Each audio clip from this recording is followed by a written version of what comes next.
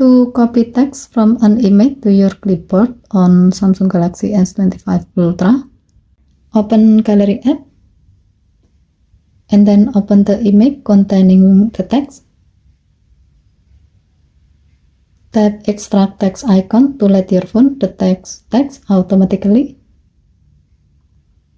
Tap on the text and then select the text you want to copy.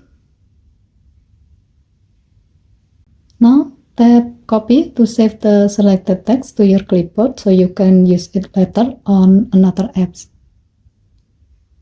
As the example, we will paste the text to a new note. Tap the text wheel to show up the keyboard. Tap the clipboard icon above the keyboard. And then tap the copied text to paste it to your note. Given to the function, copying text from an image is a fast and convenient way to extract information without retyping. This feature can help you save notes, capture details, and improve productivity with just a few taps.